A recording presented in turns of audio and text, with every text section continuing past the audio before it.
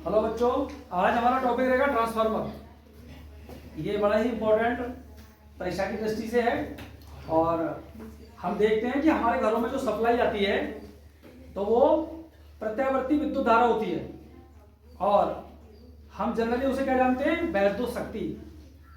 तो ये जो ट्रांसफार्मर होता है ये प्रत्यावर्ती सर्किट में उपयोग होते हैं और जो प्रत्यावर्ती शक्ति यानी वोल्टा की शक्ति होती है उसको ये उच्च और निम्न करने का काम आते हैं। लेकिन इसको अगर डायरेक्ट कहें तो इसका मतलब होता है कि ट्रांसफार्मर वोल्टता को अप और डाउन करने के काम आते हैं। तो देखिए ट्रांसफार्मर क्या होता है, देख लीजिए जैसा कि बोर्ड पे नोट है। देखिए ट्रांसफार्मर एक ऐसी युक्ति है बेटा जो एसी वोल्टेज को उच्च और निम्न करने के काम आती है। किसको आती है? एसी वोल्टेज को। एसी बोले तो प्रत्यावर्ती धारा, प्रत्यावर्ती वोल्टता। क्या बोलते हैं? प्रत्यावर्ती वोल्टता। एसी का मतलब क्या होता है? एसी। देखिए एसी अगर हम एसी लिखते हैं इसका मतलब होता है प्रत्यावर्ती वोल्टता। प्रत्यावर्ती वोल्टता, ये प्रत्यावर्ती वोल्टता। एसी का मतलब क्या है बेटा? प्रत्यावर्ती वोल्टता। AC voltage. तो ये एसी वोल्टेज को क्या करता है? ये अप करता है, अप एंड डाउन करता है, अप एंड डाउन करता है। मतलब उसको बढ़ाता है और घटाता है। केवल इतना ही सा अंतर है डीसी वोल्टेज को और एसी वोल्टेज में। डीसी वोल्टेज के बहुत फायदे हैं लेकिन डीसी वोल्टेज को हम अप और डाउन नहीं कर सकते और एसी वोल्टेज को हम अप और डाउन कर सकते हैं। किससे? ट्रांसफार्मर की सहायता से। लेकिन ये ट्रांसफार्मर जब एसी वोल्टेज को बढ़ाता है, वोल्टता को बढ़ाता है, तो उसी अनुपात में धारा का मान कम हो जाता है।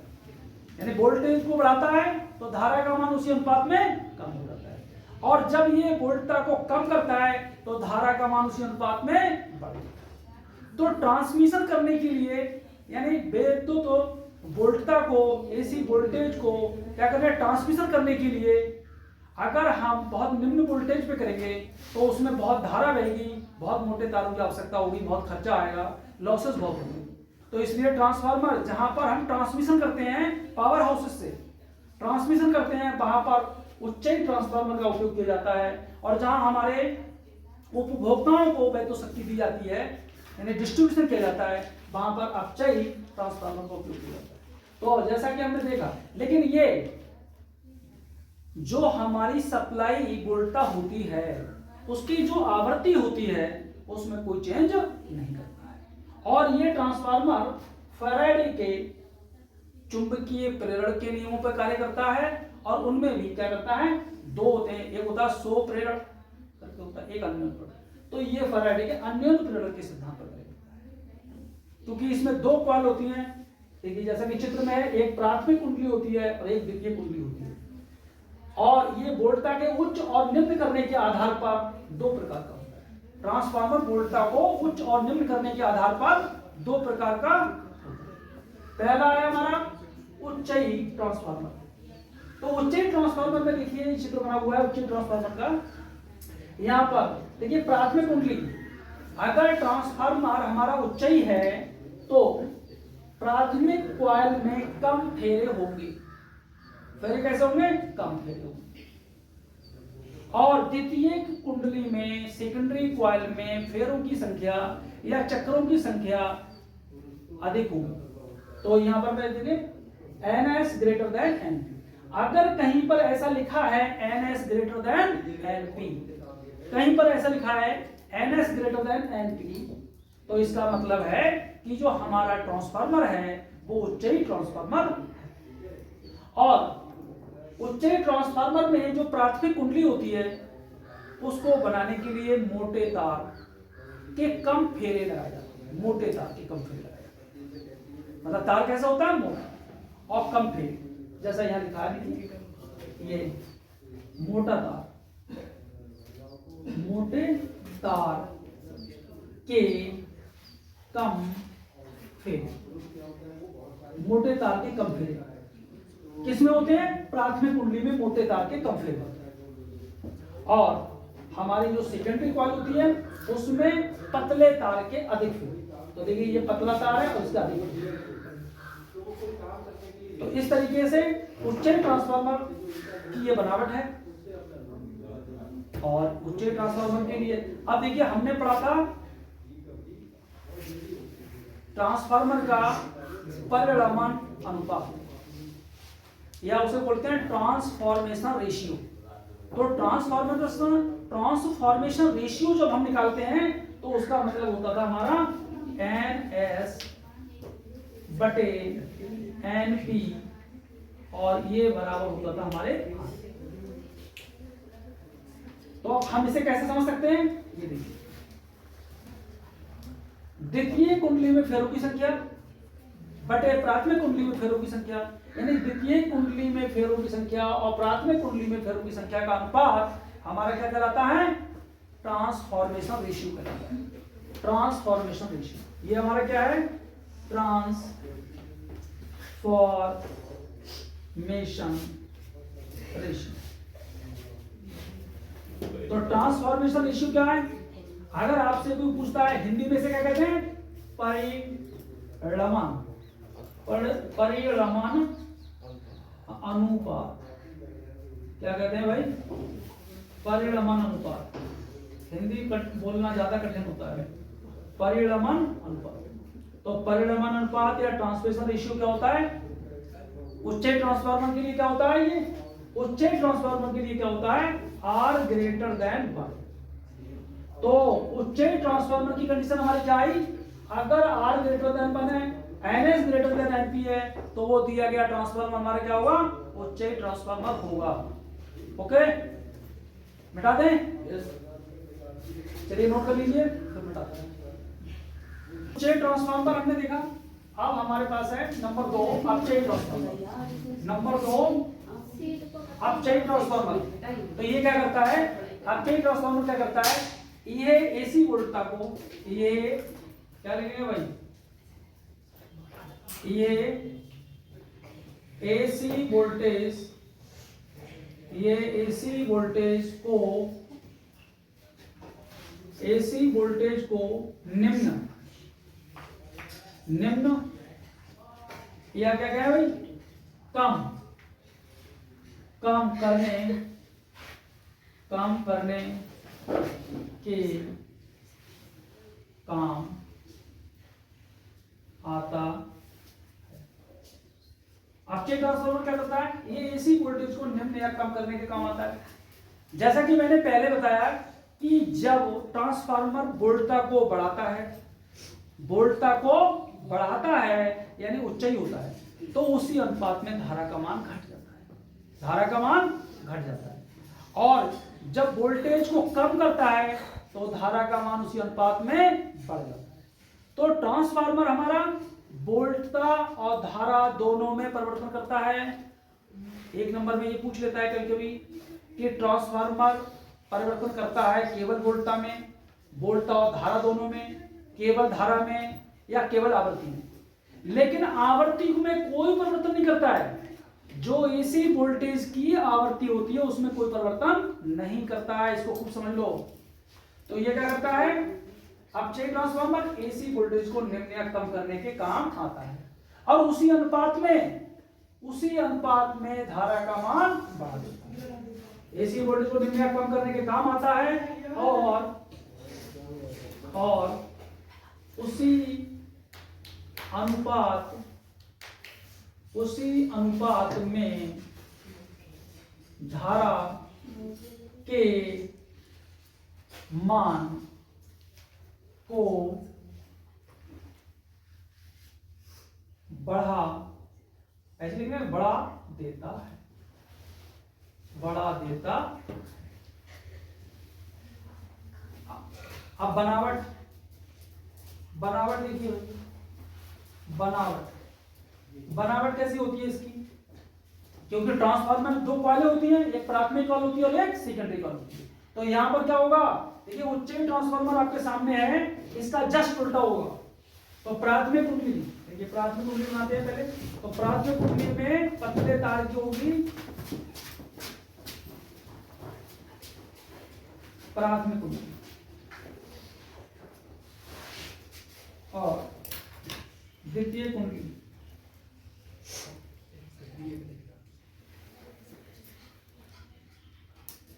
देखिए ये हमारी द्वितीय कुंडली है,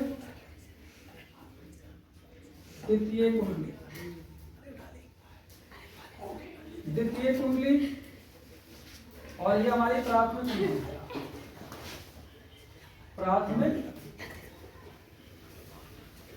प्राथमिक कुंडली, और ये हमारी क्या है, क्रोध। तो यहां पर देखने से आपको पता चल रहा है कि जो प्राथमिक कॉइल है उसमें फेरों की संख्या हमारी कितनी होती है, प्राथमिक में Np और सेकेंडरी में Ns। तो यहां पर आपको देखने से पता चल रहा है, देखने से पता चल रहा है कि Np greater than Ns, Np greater than Ns, कि प्राथमिक कुंडली में चक्रों की संख्या, फेरों की संख्या द्वितीय कुंडली के चक्रों से अधिक है। तो ये हमारा है अपचयी ट्रांसफार्मर। अपचयी ट्रांसफार्मर में क्या होता है कि प्राथमिक कुंडली में अधिक फेरे होते हैं, और जहां हमारे अधिक फेरे होते हैं, फेरों की संख्या अधिक है ना, तो एनपी, ये एनपी जो है ये कैसे है, कैसी कुंडली जो है, पतले तार के अधिक फेरे, पतले तार के अधिक फेरे, पतले तार के अधिक फेरे हैं, और यहां पर मोटे तार के कम फेरे।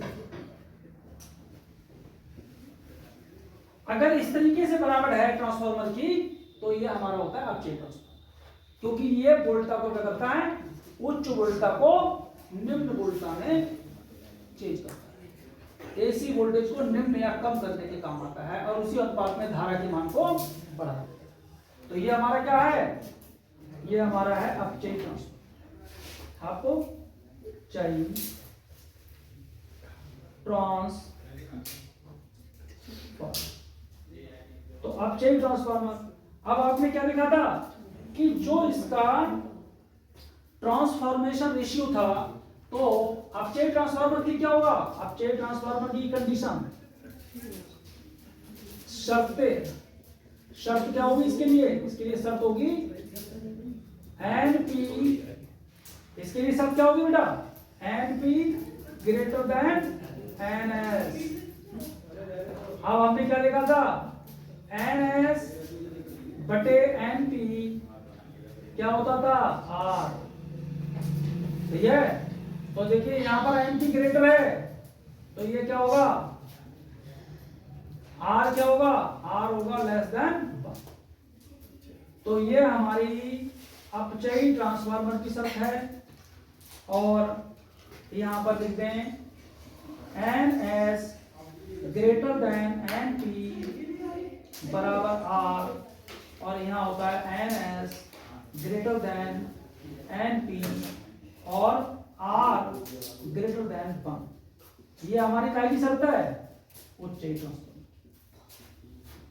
अगर हमें ट्रांसफार्मर उच्च बनाना है तो ये शर्त पे काम करना है, और अगर हमें ट्रांसफार्मर अपचयी बनाना है तो इस शर्त पे काम करना है कि एनपी में संख्या ज्यादा रखनी है फेरों की, और आर हमारा क्या करना है, लेस।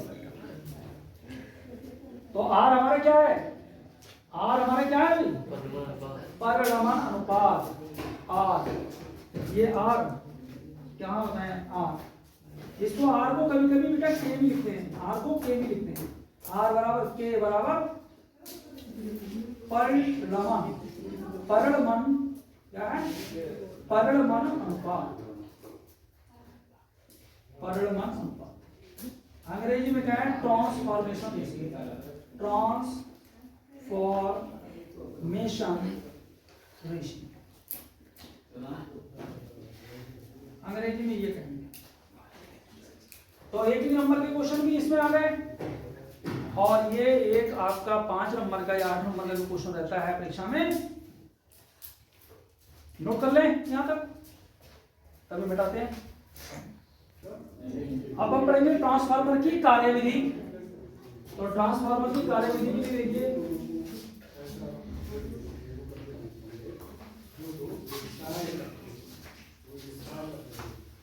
ये हमारी द्वितीय कुंडली है,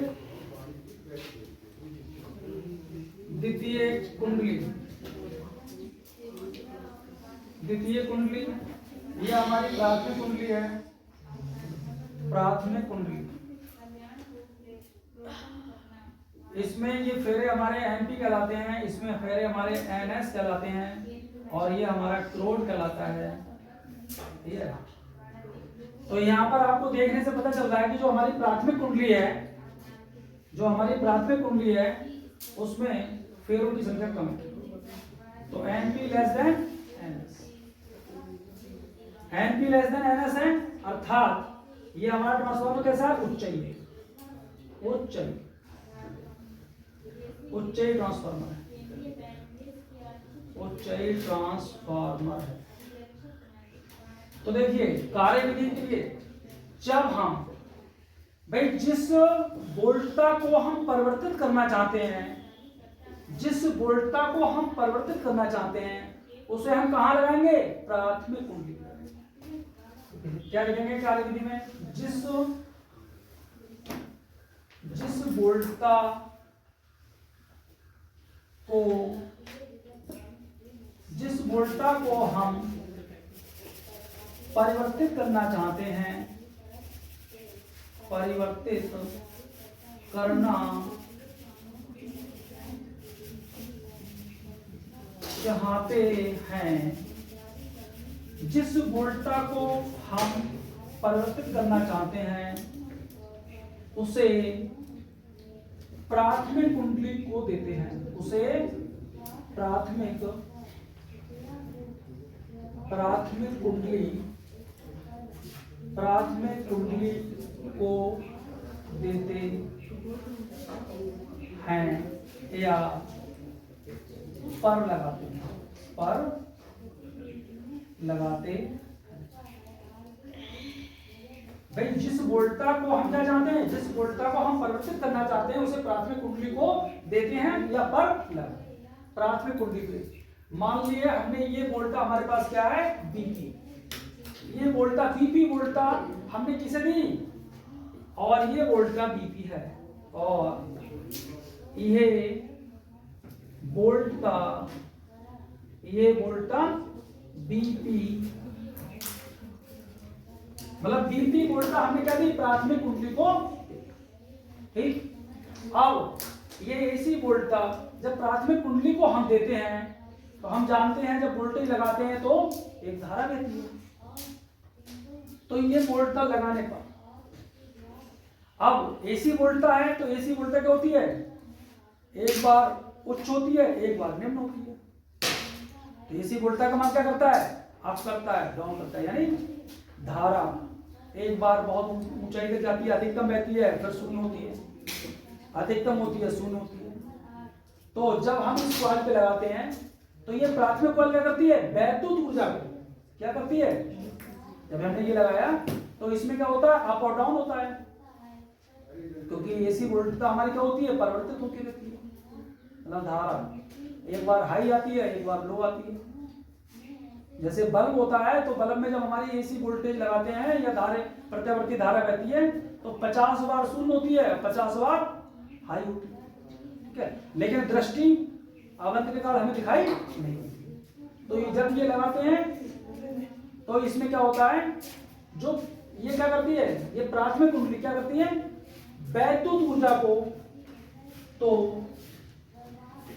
प्राथमिक कुंडली, प्राथमिक कुंडली, प्राथमिक कुंडली वैद्युत ऊर्जा को, वैद्युत ऊर्जा, वैद्युत ऊर्जा को चुंबकीय ऊर्जा में बदल देती है, वैद्युत ऊर्जा को चुंबकीय ऊर्जा में बदल देती है, चुंबकीय ऊर्जा में बदल देती है। यानी प्राथमिक कुंडली में वैद्युत ऊर्जा जो हमने दी, तो प्राथमिक कुंडली वैद्युत ऊर्जा को चुंबकीय ऊर्जा में बदल देती है। ठीक, अब जब चुंबकीय ऊर्जा में बदल देती है तो ये चुंबकीय ऊर्जा जो होती है ये हमारी द्वितीय कुंडली में जाती है, और द्वितीय कुंडली हमारी क्या पर है, एक कोर पे है। तो द्वितीय कुंडली के इस प्रकार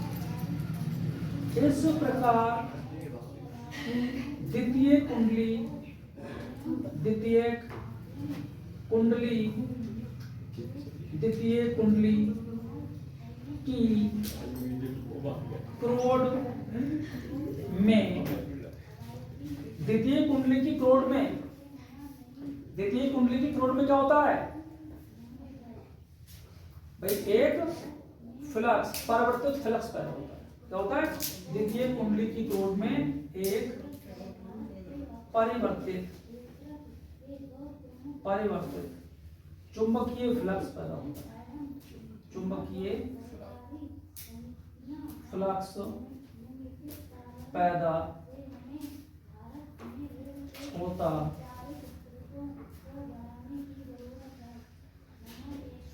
भाई, परिवर्तित चुंबकीय फ्लक्स पैदा होता है। अब क्योंकि जो प्रत्यावर्ती वोल्टेज है वो हाई और लो होता है, तो इससे क्या होता है, जो ट्रांसफार्मर की क्रोड होती है वो बार बार चुंबकित होती है और बार बार विचुंबकित होती है। क्या होती है, एक बार चुंबकित होती है और एक बार विचुंबकित होती है। और क्योंकि ये चुंबकीय फ्लक्स पैदा होता है जिसके कारण ट्रांसफार्मर की क्रोड और ट्रांसफार्मर की क्रोड बार बार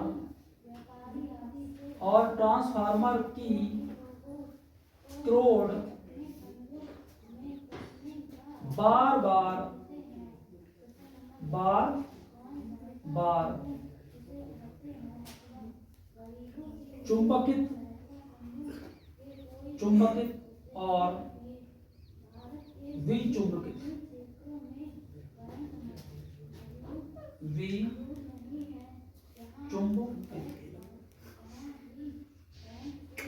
और ट्रांसफार्मर की क्रोड बार बार चुंबकित और विचुंबकित होती रहती है। और ट्रांसफार्मर की क्रोड बार बार चुंबकित और विचुंबकित होती रहती है। ठीक है, तो ट्रांसफार्मर की क्रोड जो बार बार चुंबकित और विचुंबकित होती है तो उससे क्या होता है, परिवर्ती फ्लक्स पैदा होता है। ठीक है,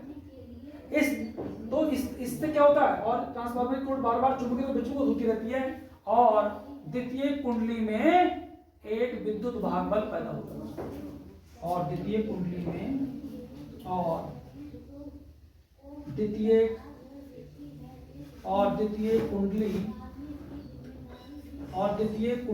में एक ईएमएफ पैदा हो जाता है। ईएमएफ पैदा हो जाता। तो इस तरीके से ये इसका क्या है, कार्य प्रणाली है।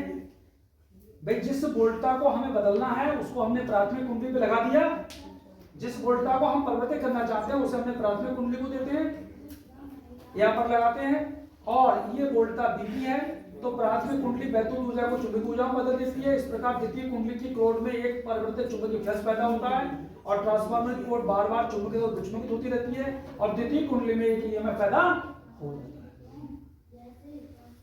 और इस प्रकार से हमें जो तृतीय कुंडली में ईएमएफ पैदा होता है तो यहां पर हम इसे कहते हैं हम ईएस। और अगर प्राथमिक कुंडली को जो हमने ईएमएफ दिया है, अगर वो हमारा ईपी तो ईपी और इस तरीके से ये इसकी कार्य प्रणाली है और ये कार्य करता है। बता दें, चलो द्वितीय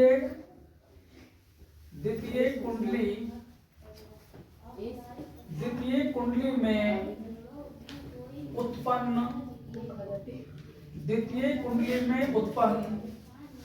ईएमएफ, द्वितीय कुंडली में उत्पन्न ईएमएफ एनपी और एनएस पर निर्भर करता है। ठीक है, शॉर्ट में लिख दिया है मैंने, निर्भर करता है, समझ लो। यानी द्वितीय कुंडली में उत्पन्न जो ईएमएफ होता है वो प्राथमिक कुंडली के चक्रों की संख्या और द्वितीय कुंडली की चक्रों की संख्या पर निर्भर करता है। ठीक है, अब हमने ये माना प्राथमिक कुंडली में माना प्राथमिक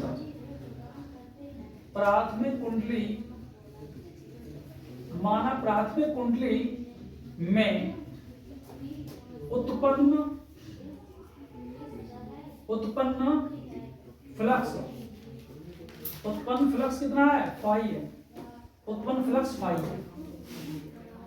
और माना प्राथमिक कुंडली में उत्पन्न फ्लक्स फाई है और कोई फ्लक्स क्षरण नहीं होता है, और कोई फ्लक्स क्षरण नहीं होता है, कोई फ्लक्स क्षरण नहीं होता है। तो द्वितीय कुंडली से संबद्ध फ्लक्स, द्वितीय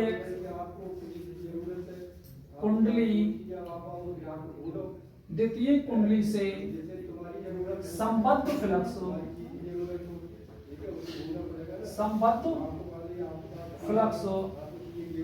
भी, द्वितीय कुंडली से संबद्ध फ्लक्स भी फाई ही होगा।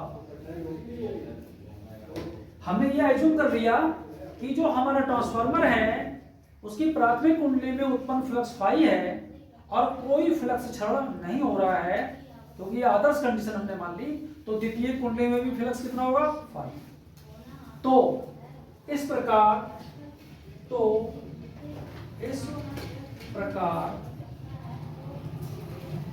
फैराडे के द्वितीय नियम से, फैराडे के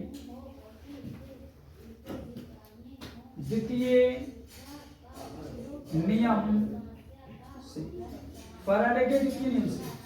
फैराडे के द्वितीय नियम से क्या निकालेंगे हम, प्राथमिक कुंडली को दिया गया विद्युत भागफल, प्राथमिक कुंडली में दिया गया विद्युत भागफल हमारा क्या, ईपी बराबर माइनस एनपी और डी फाई ओवर। तो ये तो प्राथमिक कुंडली में हो गया। और द्वितीय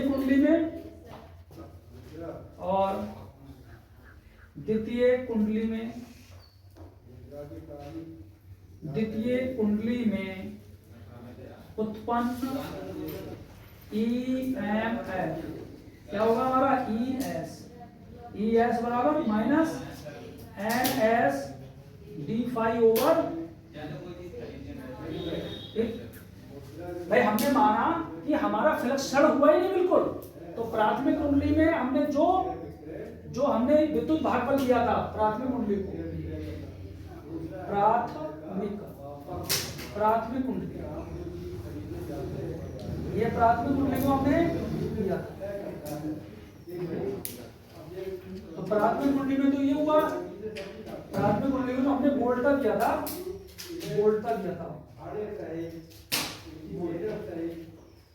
प्राथमिक कुंडली जो वोल्ट का दिया था उसके कारण क्या हुआ, उसके कारण ईएमएफ, उसके कारण ईएमएफ क्या था हमारा, ईपी बराबर माइनस एनपी और D phi over D T. और द्वितीय कुंडली में उत्पन्न कितना हुआ, ईएस बराबर minus NS D phi over. अब ये हमारी क्या है, समीकरण 1 और ये हमारी क्या है बेटा, समीकरण 2। तो समीकरण 1 और 2 को गौर से आप देखिए। तो अब हम क्या करें, समीकरण 2 को समीकरण 1 से भाग करने पर, समीकरण 2 को समीकरण 1 से भाग करने पर, या फिर हम ये लिख सकते हैं कि समीकरण 2 और समीकरण 1 से, लेकिन हमने लिख दिया भैया भाग करने। तो ये हमारा क्या आ जाएगा, ES अपान EP बराबर minus LS d over dt बटे माइनस MP और d ओवर dt। तो देखो ये हमारा क्या आ जाएगा, माइनस से माइनस कैंसिल हो जाएगा, d ओवर dt एकदम सेम ऐसे कैंसिल हो जाएगा, और ये आ जाएगा हमारा NS अपान NP। तो ये द्वितीय कुंडली में उत्पन्न विद्युत भाग बल है, ये प्राथमिक कुंडली में उत्पन्न विद्युत भाग बल है। अगर ये किसी समय उनको टर्मिनल वोल्टा के बराबर हो तो इसे हम लिख देंगे BS और इसे लिख देंगे हम BP। मतलब ES द्वितीय कुंडली के टर्मिनल वोल्टा के बराबर है और EP प्राथमिक कुंडली की टर्मिनल वोल्टा के बराबर है। तो ये BS अपान BP बराबर ES अपान EP बराबर NS अपान NP, और ये हमारा क्या होता है बेटा, हाँ।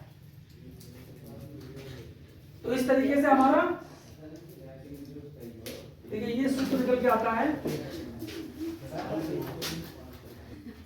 VS अपान स्टार्ट भाई BS अपान BP बराबर ES अपान EP बराबर NS अपान NP बराबर R, या इसे कहीं कहीं K भी लिखते हैं K, और ये होता है हमारा परिणमन अनुपात, परिणमन अनुपात, या इसे अंग्रेजी में कहते हैं ट्रांसफॉर्मेशन रेशियो, ट्रांसफॉर्मेशन रेशियो। ठीक है, ये कंडीशन हमारी निकल के आ गई, इसको याद रखना है हमें, इसे सूत्र की तरह यूज करते हैं, ये सूत्र है हमारा, और इसी पे हमारे क्या होते हैं, जितने हमारे न्यूमेरिकल्स आएंगे, आंतरिक प्रश्न, आंतरिक प्रश्न जो हल करेंगे वो इसी से होंगे। अब अगर आदर्श कंडीशन ले हम मानते हैं ट्रांसफार्मर आदर्श ट्रांसफार्मर है, यदि ट्रांसफार्मर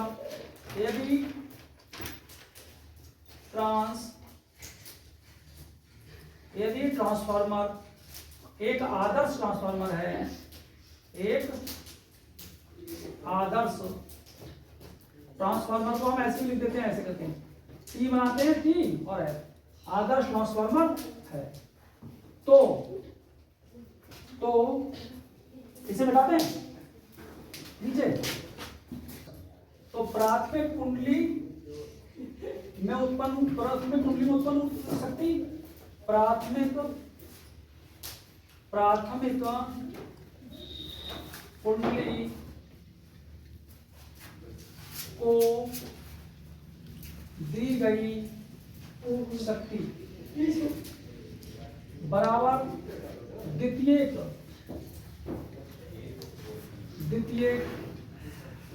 कुंडली में उत्पन्न शक्ति,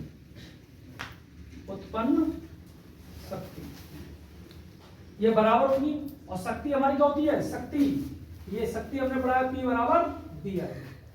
तो हमारा B क्या है यहाँ पर, BP, I क्या है, IP, और ये बराबर किसके होगी, BS और IS। तो यहां से हमारा क्या आ जाएगा, यहां से देखिए हमारा BS बटे BP, देखिए ये BS, ये BP हमने क्या करा, इसके नीचे भेज दिया, BS के BP नीचे, और ये हमारा क्या आ गया, IP upon IS, IP upon IS। तो इस तरीके से बेटा हमारे ये सूत्र पूरा बन जाता है, ये चाहे हमारे पास धारा दी हो और चाहे लेखा जोखा निकल के आ जाता है। अब ये BS अपान BP का मान यहां रखने पर, BS अपान BP, तो हमारा BS और BP किसके बराबर है, तो हम ये लिख देंगे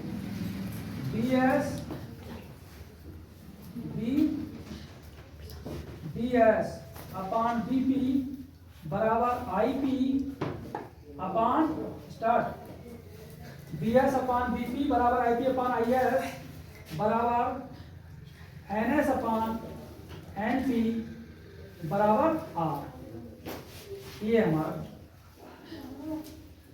क्योंकि हमने क्या पढ़ा था, हमारा जो ट्रांसफार्मर होता है अगर वोल्टता को बढ़ाता है तो धारा उसी अनुपात में कम हो जाती है, और अगर वोल्टता को घटाता है कम करता है तो धारा उसी अनुपात में बढ़ जाती है, और इस तरीके से ये इनके अनुपात बराबर होते हैं। तो BS अपॉन BP बराबर IP अपॉन IS बराबर NS अपॉन NP।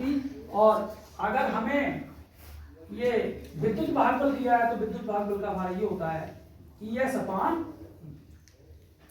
क्योंकि कहीं कहीं विद्युत भागफल भी दिया होता है विद्युत भागफल। तो ये हमारे जो ट्रांसफार्मर होता है उसकी ये पूरी कार्यप्रणाली थी और उसका ये पूरा ब्यौरा था। और नेक्स्ट वीडियो में हम देखेंगे कि ट्रांसफार्मर की इफिशिएंसी को हम कैसे निकालते हैं। तब तक के लिए जय हिंद जय भारत।